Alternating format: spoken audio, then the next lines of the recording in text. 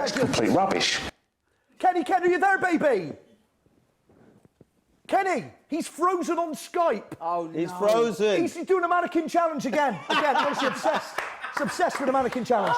He's turned into Mick Foley now. Oh, no. He's morphed He's a shapeshifter. Oh, he's a shapeshifter. He's doing a mannequin challenge. Unbelievable. Wow. Kenny, have we got you back? Where are you, Kenny? Where are you, Kenny? Don't let us down, baby. He's back. Hello. Let's see them. Kenny. There you go, Kenny.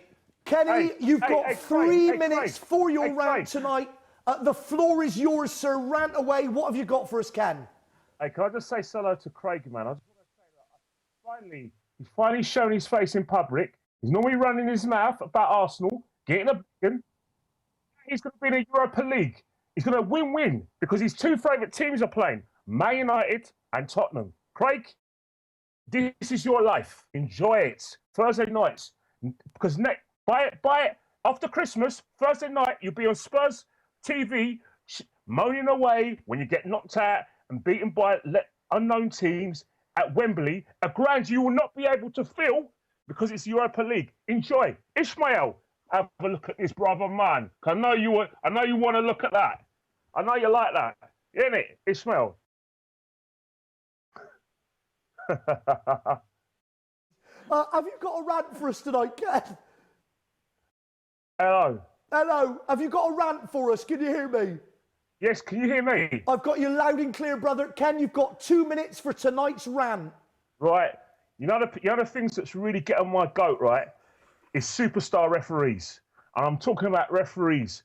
Like, for instance, the 3 people are in the dock, right? Graham Poll, Howard Webb, and Mark Clattenburg. I'm going to start at Graham Poll. Now, this geezer, right, has got the cheek to go and have a column in the Daily Mail. And all he does, right, is have a bit of, head-to-head with Matt Halsey, another useless, waste of space. And now, you've got to sound like Graham Poll, right? Now, if my memory serves me right, he was a geezer, right, who can't even count to 3. He gave 3 yellow cards to Josip Simovic. Now, if I did that, I've got to say I'm from the World Cup, I'll be going back to Tring, right? I'll be going enabled watch. I wouldn't show my face. But that guy has got the cheek to start preaching about refereeing standards when he could even like swear, yellow from a red card. And then you've got Howard Webb. Now, this geezer, right, is meant to be a sergeant in South Yorkshire Police, right? Now, don't get me wrong, right? South Yorkshire Police, right, can do with a bit of, good PR after the, balls up that he's done in the last few years. And I'm not going to go into it because it's very sad.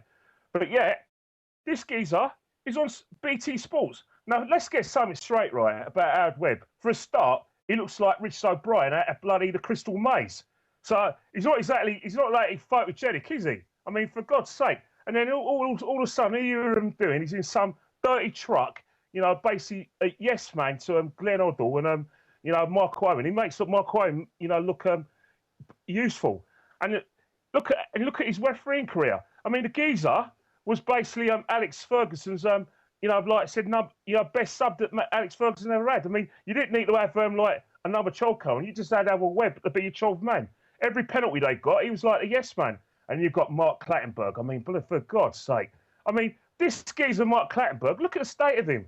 I mean, he's only a referee, yet because he got the Champions League final, the FA Cup final, and the European Champions final, he went and got a tattoo. I mean, who the hell are you? Who cares about you getting a tattoo?